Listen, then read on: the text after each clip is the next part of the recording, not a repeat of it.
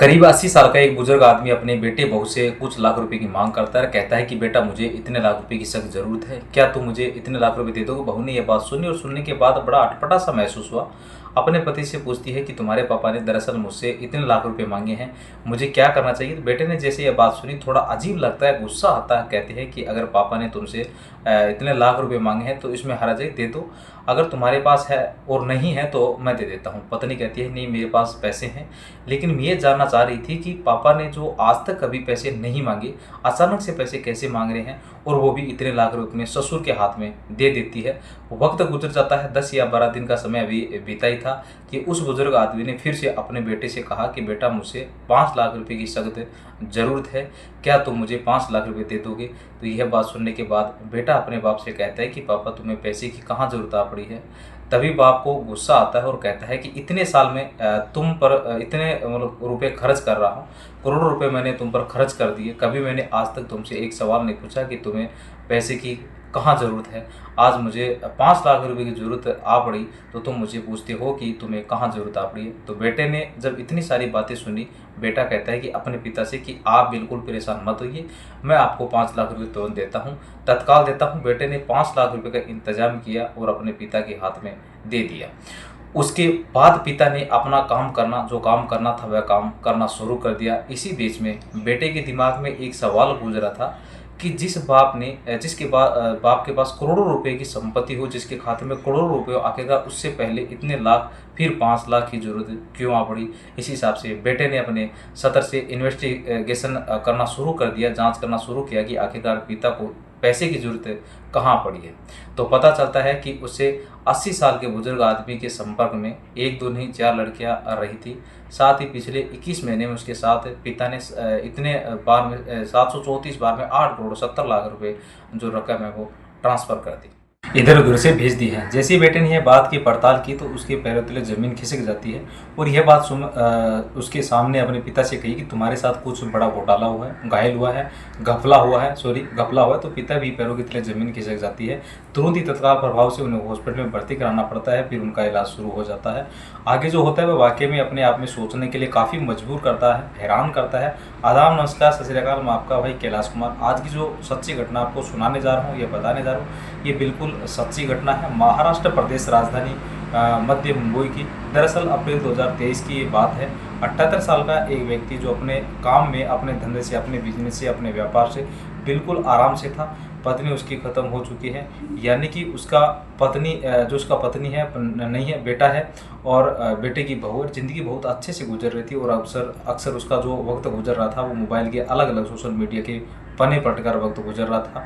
इसी बीच में उसने नज़र पड़ती है एक खूबसूरत सी लड़की पर जिसका नाम सारवी होता है। सारवी को वह अपने फ्रेंड रिक्वेस्ट फेसबुक पर भेज देता है और जैसे ही उस 78 साल के आदमी ने फ्रेंड रिक्वेस्ट भेजी तो उधर से वह फ्रेंड रिक्वेस्ट एक्सेप्ट ना करके डिलीट कर दी जाती है, यानी कि एक्सेप्ट नहीं हो जाती है। आदमी को जो अजीब लगता है, 2-3 दिन इंतज़ार किया जाता है और 2-3 दिन इंतज़ार करने के बाद पता चल जाता है कि उसने एक्सेप्ट नहीं किए। अब इधर से फिर से, यानी कि सारवी की तरफ से उस बुजुर्ग आदमी के पास फ्रेंड रिक्वेस्ट आ जाती है वापस। तभी वह बुजुर्ग आदमी थोड़ा सोचने पर मजबूर हो जाता है कि मैंने भेजी तो इसने एक्सेप्ट नहीं की। अब 3-4 दिन बीतने के बाद आखिरकार यह मुझे फ्रेंड रिक्वेस्ट भेज रही है। इसी बीच में इन दोनों की बातचीतें का सिलसिला मैसेंजर के माध्यम से शुरू हो जाता है। उसी शराबी का नाम जो महिला वो कहती है कि साहब देखो, मैं बात तो नहीं करना चाहती, दरअसल तलाकशुदा हूँ। मेरे पास एक बेटा है जिसे देखो, उसे हर जमाने घर की नज़र सिर्फ उसी के ऊपर है। उसके शरीर के लोग इतने भूखे हैं कि जहाँ देखो वहाँ बस उसी के पीछे पड़े रहते हैं। इसलिए मैंने आपको देखा तो मुझे भी आप वैसे ही व्यक्ति दिखाई दिए जैसे कि बाकी सब लोग सारे के सारे मर्द एक जैसे होते हैं। कुछ इस तरह का डायलॉग उसने जब सुनाया था तो उसने कहा कि मैं 78 साल का हूँ और मेरे पास किसी भी चीज़ की कोई कमी नहीं है। बस ऐसे ही वह आपका फ्रेंड रिक्वेस्ट भेज देती है। आपको बुरा लगा तो उसके लिए मैं आपसे माफ़ी चाहता हूँ। लेकिन सारवी ने कहा कि मैंने आपकी प्रोफाइल को पूरी तरह से चेक किया है, आप बहुत शरीफ इंसान है, इसलिए मैं आपसे दोस्ती करना चाहती हूँ। आपसे बातचीत करना चाहती हूँ। उधर वह महिला तलाकशुदा होती है, उसके पास एक बेटा होता है। उधर ही है जो पुरुष है जिसकी 78 साल की उम्र है और यह बिल्कुल अपने कामकाज में बिल्कुल फ्री है, बस इसके हाथ में सिर्फ मोबाइल रहता है। अब दोनों की बातचीत का सिलसिला शुरू हो जाता है, पहले मैसेंजर पर, फिर उसके बाद फिर व्हाट्सएप पर उसका जो नंबर था उसका आदान प्रदान करना शुरू कर देते हैं।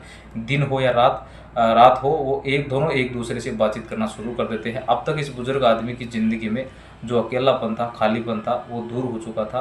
दिन हो या रात हो, दोनों को एक दूसरे से खूब सारी बातें किया करते थे और एक दिन अचानक ही संपर्क टूट जाता है, यानी कि बातचीत का सिलसिला बंद हो जाता है।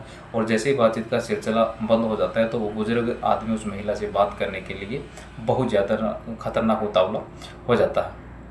और इसी बीच में 2-4 दिन बीतने के बाद आखिरकार मैसेज भी आता है, कॉल भी आती है और बातचीत शुरू होती है। तो पूछता है कि तुमने 3-4 दिन तक मुझसे बात क्यों नहीं की, क्या दिक्कत आई, क्या परेशानी है? तो उसने कहा कि मेरा एक ही बेटा है और वो बहुत ज़्यादा बीमार था, मैं उसे लेकर हॉस्पिटल गई, लेकिन मेरे पास इतने पैसे नहीं हैं कि मैं उसको इलाज करा सकूं, उपचार करा सकूं। उस आदमी ने यह बात सुनी, उसने कहा कोई परेशानी होने की ज़रूरत नहीं है, जहाँ चाहो वहाँ इलाज करो, जैसी भी कोई भी दिक्कत परेशानी हो, हम दोनों दोस्त हैं और दोस्त के काम नहीं आएगा तो कौन किसके काम आएगा। इस तरह की बातचीत शुरू हो जाती है। उस लड़के का इलाज शुरू हो जाता है और इलाज चलते चलते एक वक्त बीत जाता है, यानी कि करीब करीब 2 या 3 महीने इन दोनों की आपस में बहुत अच्छे से बातचीत होती है। बातचीत होने के बाद अचानक से फिर से एक कन्फ्यूनेक्शन पूरी तरह से बंद हो जाता है। उस बुजुर्ग आदमी ने इस महिला से बात करने की तमाम कोशिशें की, लेकिन तमाम कोशिशें इसकी नाकाम हो जाती है। लेकिन एक दिन एक लड़की, यानी कि कविता नाम की लड़की का एक फ़ोन आता है। जैसे ही फ़ोन आता है तो वो कहती है कि मैं साध्वी की बहुत अच्छी दोस्त हूँ, बात कर रही हूँ और तुम कैसे हो, मैंने सुना है कि तुम बहुत अच्छे इंसान हो। यह बात सुनने के बाद उस बुजुर्ग आदमी की पहली तारीफ से बातचीत शुरू होती है और जैसे ये तारीफ़ों का सिलसिला आगे बढ़ता है तो उसे भी अच्छा लगने लगता है। इसी बीच में इन दोनों की बातचीत कुछ ऐसी शुरू होती है कि जिसकी कल्पना नहीं की जा सकती। दरअसल उस कविता नाम की महिला, जो कि साध्वी की दोस्त बताई जा रही थी, उसने उस बुजुर्ग आदमी ने बातचीत करना शुरू कर दिया और वो अश्लील बातें करती थी, गंदी बातें करती थी, ऐसी बातें करती थी जिससे उस बुजुर्ग आदमी को बातचीत करने में थोड़ा सा अच्छा लगता था, खुशी होती थी। और देखते ही देखते कब दोनों एक दूसरे के इतने करीब आ जाते हैं, बातचीत का पता ही नहीं चलता। और यह सब कुछ जो चल रहा है, यह सब ऑनलाइन चल रहा है। फ़ोटो में एक दूसरे को देख रहे हैं, वीडियो में एक दूसरे को देख रहे हैं और एक दूसरे के कपड़े भी उतर रहे हैं, बातचीत चल रही है।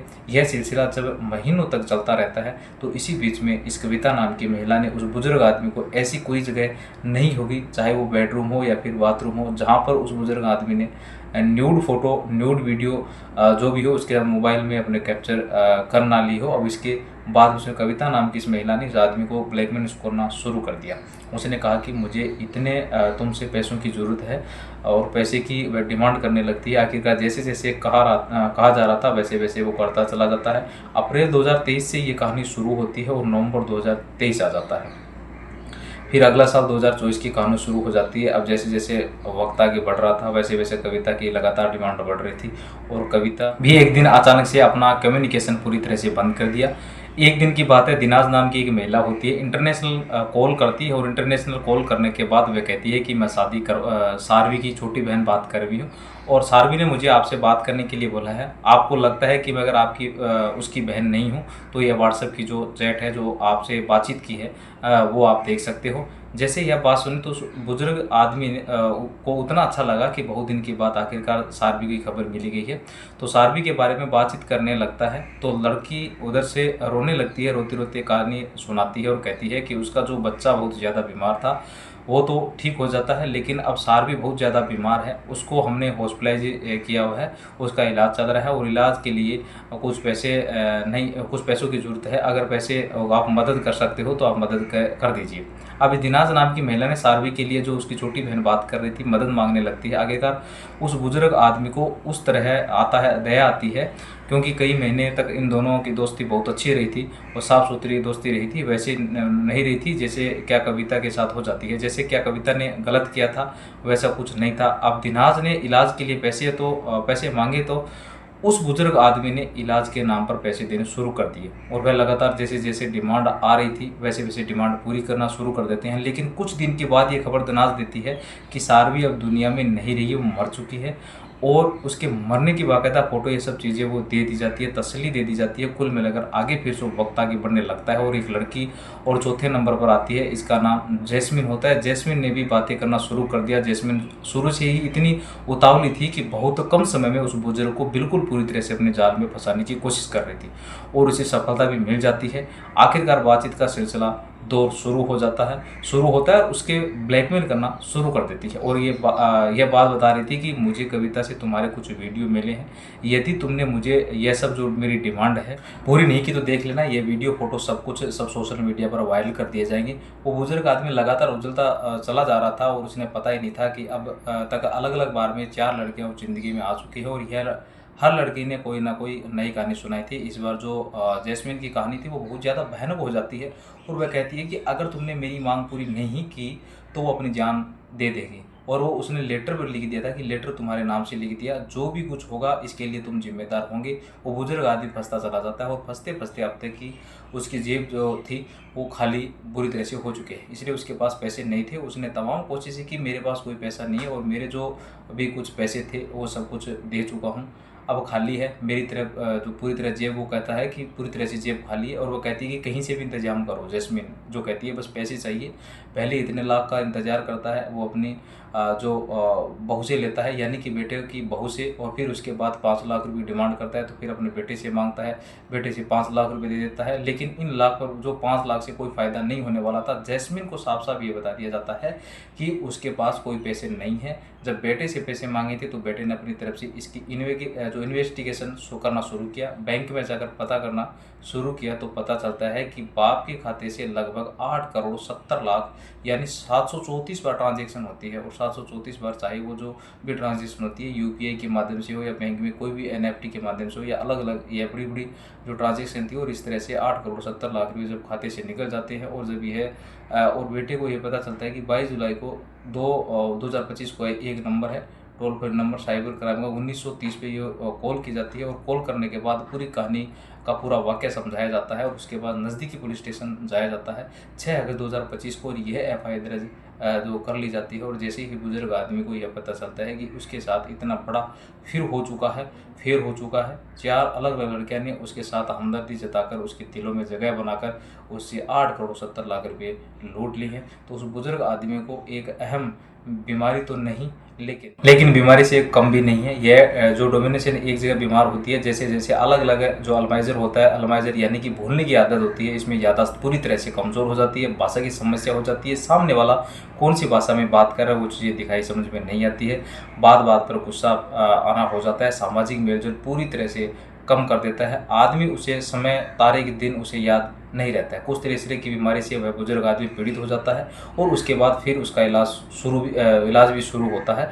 लेकिन अब उसके हालात ख़राब भी है और वह सोचने पर मजबूर भी है कि आखिरकार उसके साथ ऐसा क्या हुआ है। दरअसल जैसे ही यह कहानी सोशल मीडिया के माध्यम से लोगों को पता चलती है 8 अगस्त 2025 को, यानी कल, तो एक ऐसा कोई जो वेब पोर्टल नहीं था, चाहे वो टाइम्स ऑफ इंडिया हो, द हिंदू हो या फिर हिंदुस्तान टाइम्स हो, अमर उजाला हो, तमाम जैसे वो वेब पोर्टल है, न्यूज़ अखबारों की आज तक वगैरह जो भी सब चीज़ों को हर एक जगह एनडीए से लेकर हर जगह जो वेब पोर्टल पर कहानी चर्चित है, इसी के बारे में बातचीत चल रही है। साथ ही पुलिस ने इस मामले को दर्ज करने के बाद उन आरोपियों को पकड़ने की तमाम कोशिशें करना शुरू कर दी है और यह भी एक अंदाज़ा लगाया जा रहा है कि यह आदमी है या औरत है, यह तो खैर पता नहीं है, तो जांच के बाद स्पष्ट हो सकेगा।